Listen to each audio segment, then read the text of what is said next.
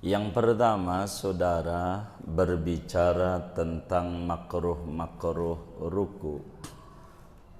Mana yang makruh dalam ruku? Di sini dijelaskan wa yukrahul iqtisaru ala aqallir ruku. Pertama, dalam ruku makruh kita membatasi sekurang-kurang ruku. Artinya rukunya timbang naruh telapak tangan pada lutut dengan pala rada nungging ke atas, kayak kurang ruku. Kayak pertemuan yang lalu itu, si tangan yang gak ditempelin di lutut makruh. Baca tasbih sekali makruh. Matanya merem makruh. Lagi ruku makruh. Bila kita asal yang penting ruku jadi, itu hukumnya makruh. Begitu.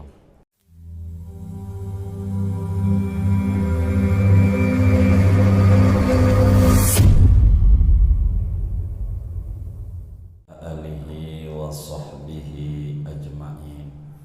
Allahumma inna nastahdika li arsyadi amrina wa zidna ilman yanfa'una. Qala al-imamul muallifu rahimahullahu ta'ala wa nafa'ana bihi wa bi barakati ulumihi wa ghafara lahu wa li masyaikhihi wa li masyaikhina amin. Wa yukrahu al-iqtisaru ala aqallir ruku'i. Wa yukrahu, dan dimakruhkan oleh membatasi atas sekurang-kurangnya ruku. Wal mubalaghatu fi khafdir ra'si, dan dimakruhkan bersangatan pada menundukkan kepala, menurunkan kepala anil zahri, daripada punggung, fihi, pada ruku. Wa yusannu lidzakarin an yujafiya mirfaqaihi an jambaihi wa batnahu an fakhidaihi fir ruku'i was sujudi. Dan disunnahkan bagi laki-laki kalau salat, oleh bahwa merenggangkan ia akan dua sikutnya dia daripada dua lambungnya, wa batnahu, dan merenggangkan akan perutnya, an fakhidaihi, dari dua pahanya, fir ruku'i, pada ketika ruku, was sujudi, dan ketika sujud.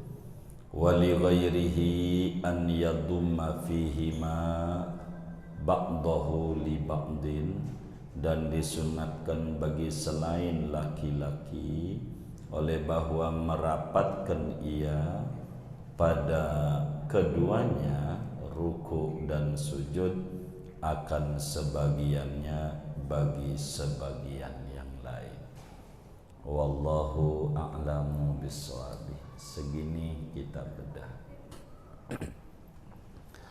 Bapak dan Ibu, saudara-saudara sekalian, malam hari ini kajian kita akan membahas tentang makruh-makruh di dalam ruku, dan kedua akan membahas perbedaan solatnya orang laki dan orang perempuan ketika ruku dan sujud. Yang pertama, saudara berbicara tentang makruh-makruh ruku. Mana yang makruh dalam ruku? Di sini dijelaskan wa yukrahul iqtisaru ala aqallir ruku. Pertama, dalam ruku makruh kita membatasi sekurang-kurang ruku.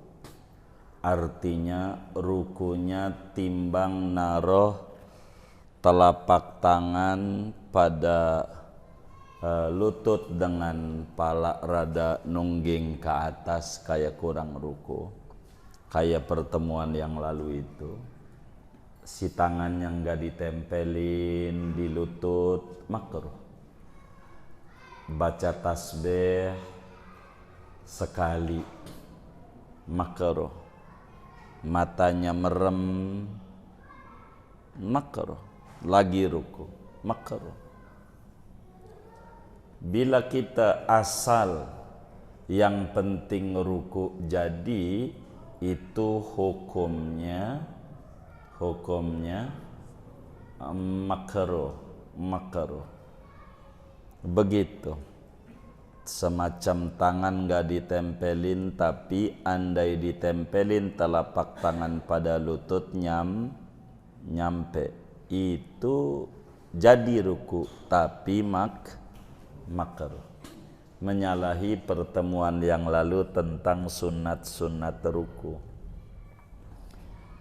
Yang kedua, makruh dalam ruku adalah al-mubalaghatu fi khafdir ra'si anidh dhahri fihi. Kedua, makruh dalam ruku itu bila pala kita nunduk banget palanya, turun banget. Karena sunatnya sejajar antara punggung dan leher. Kemarinnya begitu.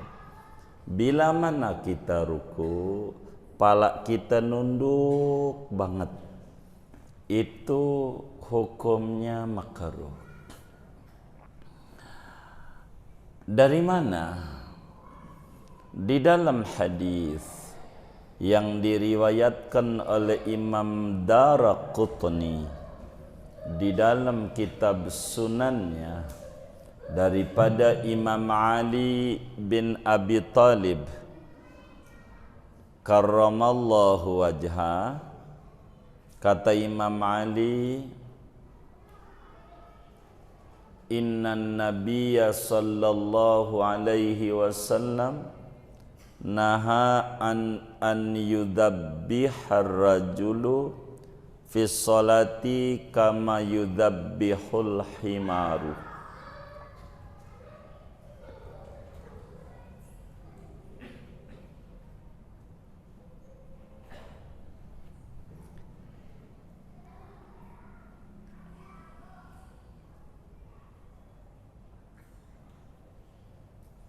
Kata Nabi, kata Imam Ali, sesungguhnya Nabi besar Muhammad sallallahu alaihi wasallam melarang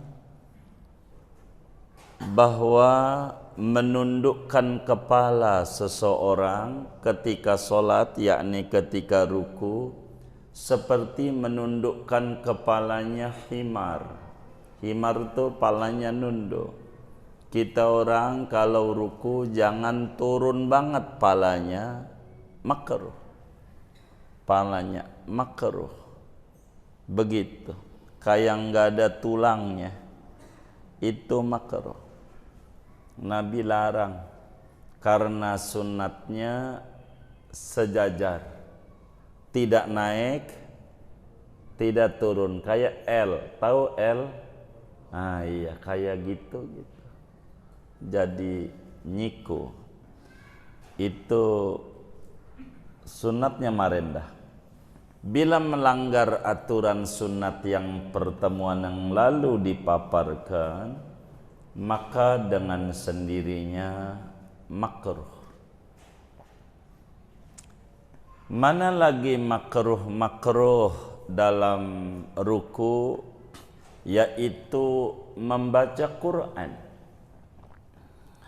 Kalau ruku ada aja ruku baca Fatihah, mungkin mengong kali sholatnya, mikirin utang gitu. Jadi ini ndak ada. Ketika ruku nggak ada baca Quran, ketika sujud juga nggak ada baca Quran, ketika duduk tasyahud nggak ada baca Quran. Cuman berdiri ajaran baca Quran itu. Makruh baca Quran ketika dia ruku, makruh hukumnya. Dari mana Imam Muslim saudara meriwayatkan hadis di dalam Sahih Muslimnya dari sahabat Nabi Abdullah bin Abbas radhiyallahu taala anhuma. Kata Ibnu Abbas, sami'tu Rasulullah sallallahu alaihi wasallam yaqul, aku dengar dengan dua telingaku Rasulullah sallallahu alaihi wasallam bersabda. Kata Nabi, nuhitu an aqra'a raqi'an aw sajidan. Kata Nabi, aku dilarang membaca Quran dalam keadaan ruku ataupun dalam keadaan sujud. Jadi lalu ruku bagaimana? Pada lanjutan hadisnya itu, ammar ruku'u fa'azimu fihi rabb. Adapun ruku maka bacalah subhana rabbiyal azim. Kalau ruku ndak usah baca Quran. Bacanya tasbih dan doa-doa yang pertemuan yang lalu dipaparkan ada 6 macam itu.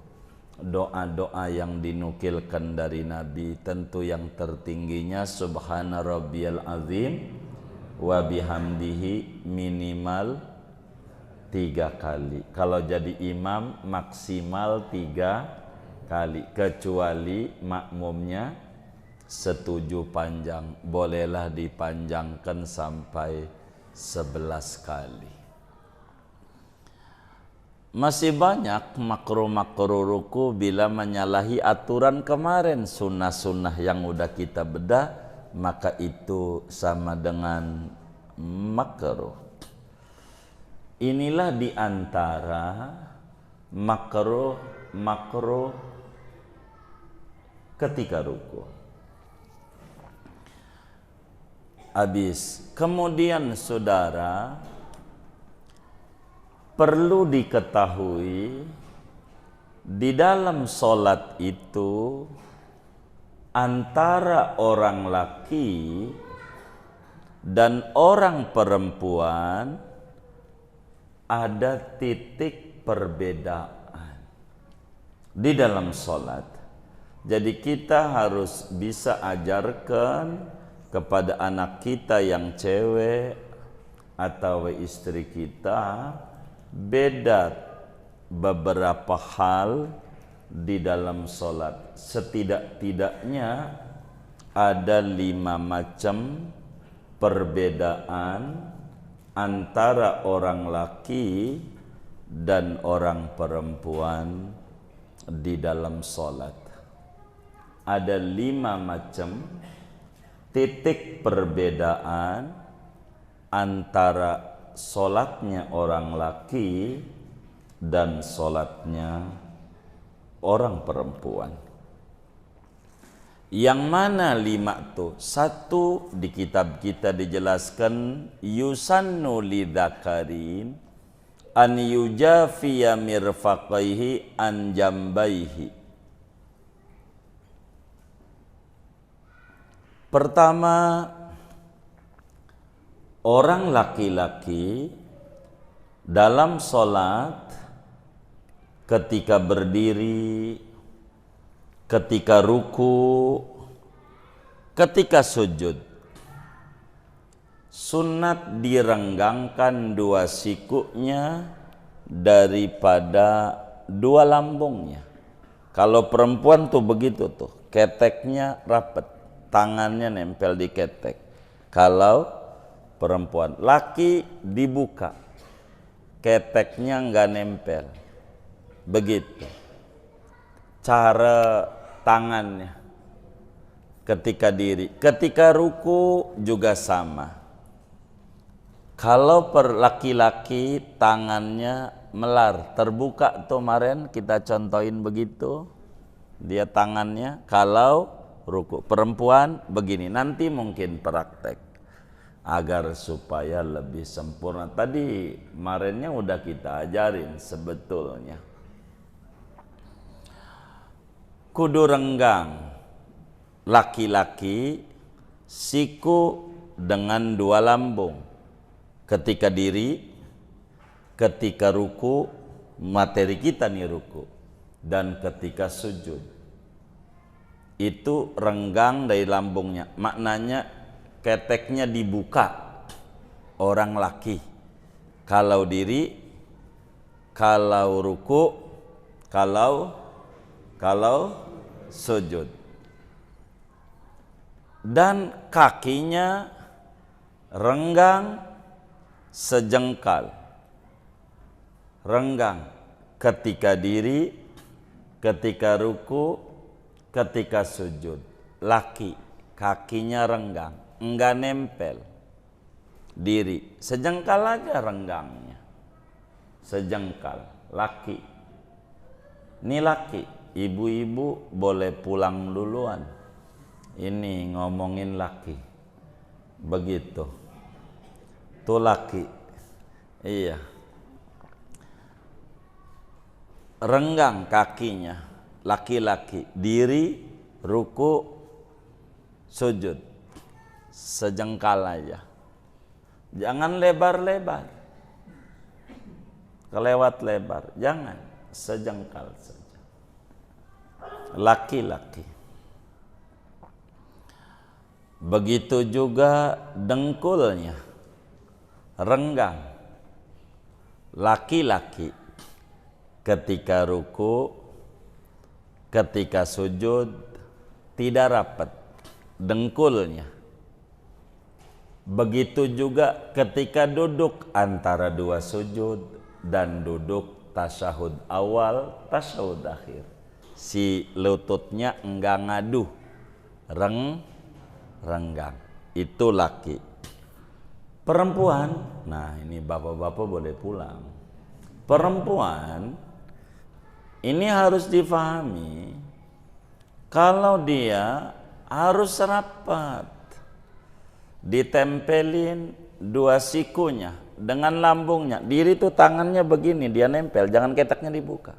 Rukuknya juga tangannya begini aja nih, nempel di ketek. Sujudnya juga begitu, enggak boleh dibuka, enggak boleh. Perempuan, saya udah pakai Rexona, biar udah pakai, tetap aja ajarannya kalau perempuan disuruh rapat, disuruh rapat.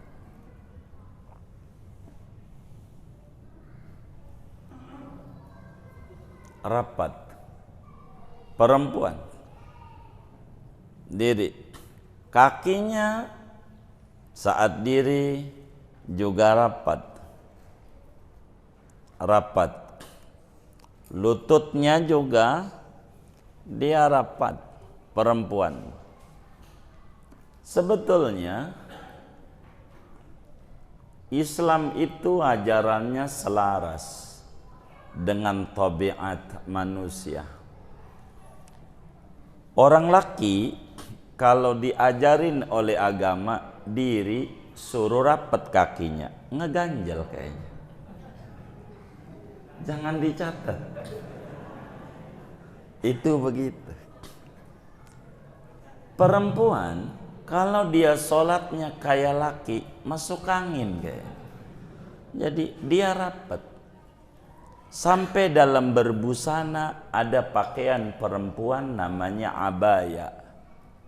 Orang kita sebut kebaya. Karena orang Indonesia tuh enggak bisa nyebut ain. Nikmat enggak bisa, nikmat. Silahkan menikmati. Nikmat. Enggak bisa nikmat, enggak bisa. I'lan enggak bisa, iklan, iklan. Bisa. Pengumuman iklan itu bahasa Arab. I'lan, bahasa Indonesianya iklan, begitu. Jadi itu perempuan rapat dirinya, gitu. Makanya ada pakaian namanya abaya, kebaya. Itu luka dipakai pada kawinan tuh, suruh lari nggak bisa dia, rapat dia. Jadi emang begitu, rapat.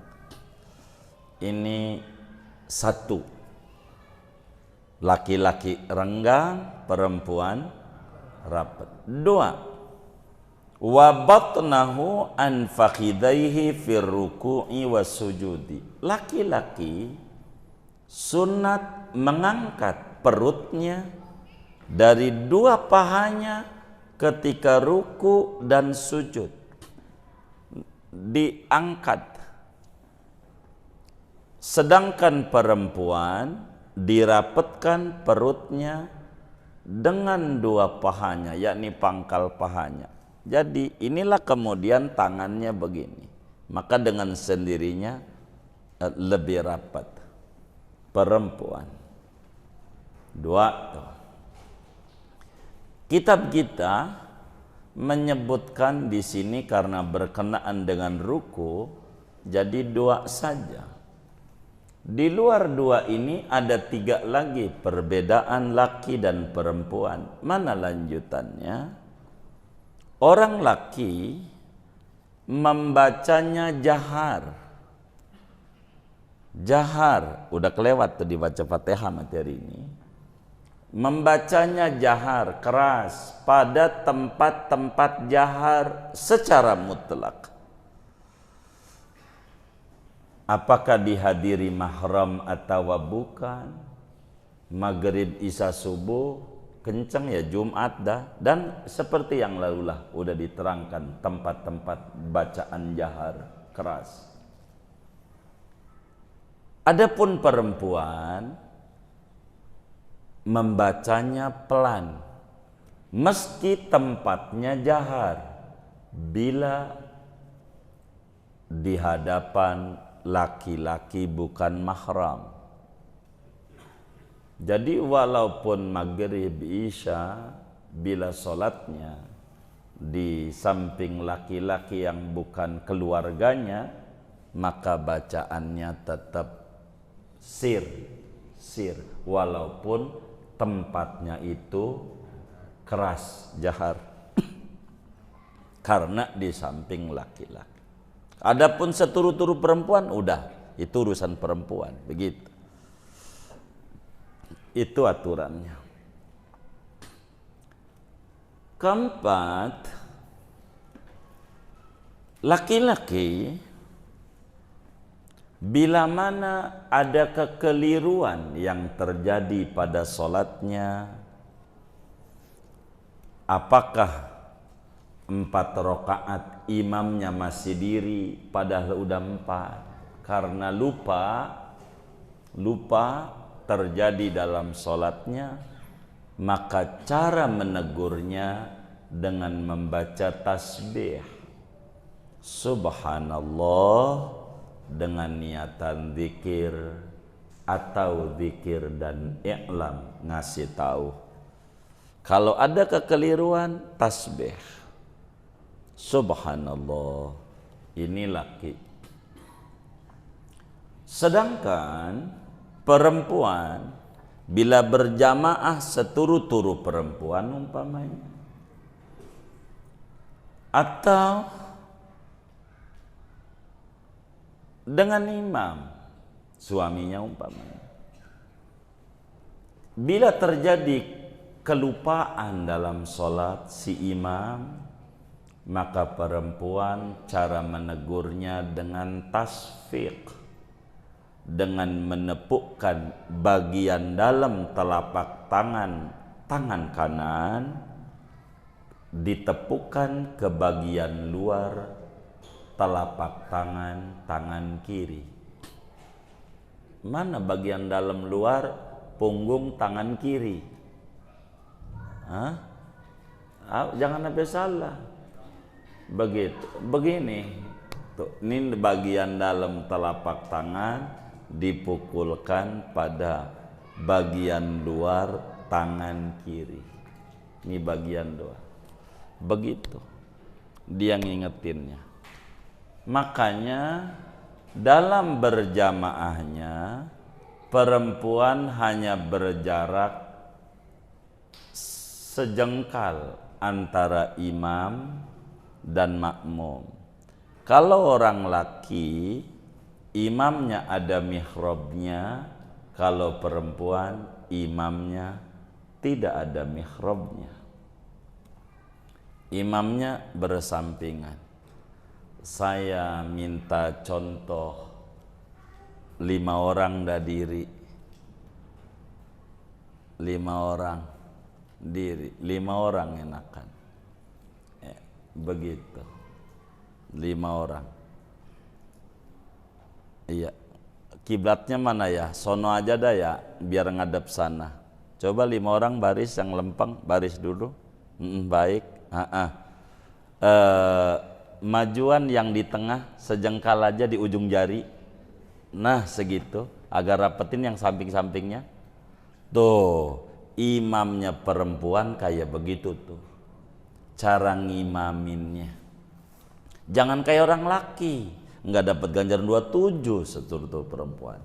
Ini namanya cara berjamaah perempuan dengan perempuan. Coba sedekap tangannya.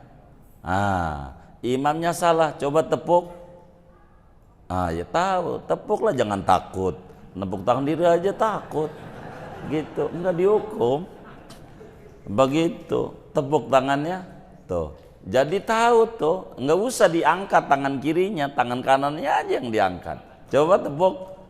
Nah, jadi imamnya tuh tahu tuh, ada tangan gerak tuh, tahu. Coba perempuan kayak laki, mundur yang 4. Mundur yang 4-nya aja, imamnya jangan mundur terus, itu belum mundur lah nanti. Terus sujudnya biar normal kan, terus mundur. Imamnya salah, coba tepuk. Lah kagak tahu imamnya. Begitu, enggak tahu imamnya. Begitu, maka agama tuh mengajar. Begitu, dah duduk dah. Begitu. Kalau pengen dikasih upah sama ibu-ibu, kan ngajarin ibu-ibu tuh. Begitu. Tuh kayak begitu. Laki-laki subhanallah, begitu. Kalau perempuan tepuk, begitu. Nah kalau perempuannya sholatnya gayanya kayak orang laki, nepuk kagak tahu, sampai tepuk pramuka 5 kali juga kagak denger juga dia. Begitu. Jadi adalah ajaran di agama tuh ditata dan diatur.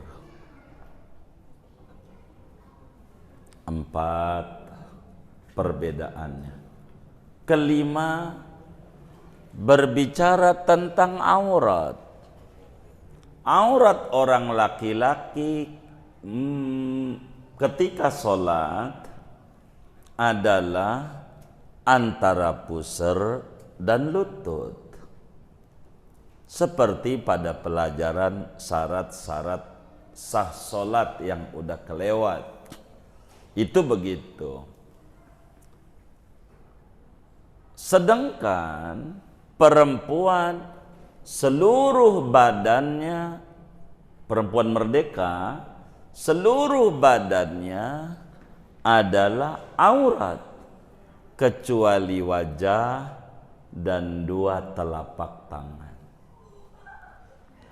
Dengan 2 telapak tangan. Ini perbedaan antara imam antara laki dan perempuan. Dari 5 ini saudara, yang nomor 5 lah yang wajib, yakni perbedaan aurat. Wajib, bedanya wajib. Adapun yang nomor 1, nomor 2, nomor 3, nomor 4, ini cuman hukumnya sunat, biar sempurna saja. Andai ada perempuan sholatnya keteknya terbuka kayak lakinya, sah saja, cuman makruh gitu. Andai perempuan rukuknya terbuka, makruh. Sujudnya terbuka, makruh. Perempuan tangannya terus begini, dengkulnya rapat, sujudnya rapat, kakinya nih, tengahnya rapat, begitu. Perempuan andai terbuka, hanya makruh saja, ngurangin ganjaran pahala sholat. Akan tetapi sholatnya tetap sah, sholatnya. Jadi perempuan dan laki pada perbedaan pada aurat hukumnya wajib. Perbedaan dengan laki di luar aurat nomor 1, 2, 3, 4 adalah sunnah saja. Jadi perempuan kalaulah dia takbir, jadi perempuan tangannya begini, Allahu Akbar, jangan makruh keteknya dulu. Rukunya perempuan begitu, rukunya ini kakinya rapat, ini kaki, itu tangannya jangan begini. Sujudnya juga begini perempuan, ini enggak terbuka, rukunya rapat, sujudnya tangannya begini. Jadi perempuan, orang laki dibuka. Jadi ada kucing lewat, bisa. Orang laki. Ini beda antara laki dan perempuan.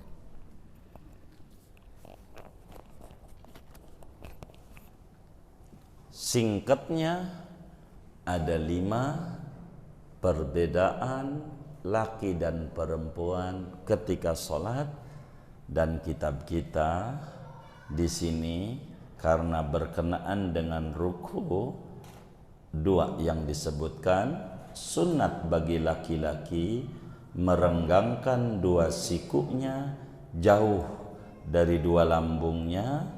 2 sunat laki-laki mengangkat perutnya dijauhkan dari 2 pangkal pahanya ketika ruku dan ketika sujud. Sedangkan perempuan di sini wali ghairihi, selain laki-laki, yakni perempuan dan banci tentu, adalah merapatkan ketika ruku dan sujud sebagiannya dengan sebagian yang lain. 2 yang lain udah disebutkan sebelumnya, tapi totalnya jumlahnya ada 5 perbedaan antara laki dan perempuan ketika sholat. Dan ini kita harus jeli dan teliti.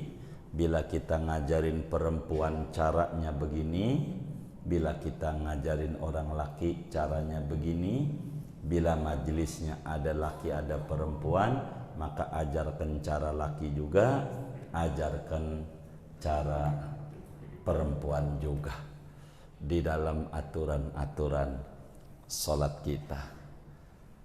Saya kira nggak usah banyak-banyak malam hari ini, segini aja ngaji kita, buat tanya jawab saja daripada waktu yang ada. Ada yang ditanya mungkin dari materi ini atau di luarnya, sebelum doa dipersilahkan. Wallahu a'lam.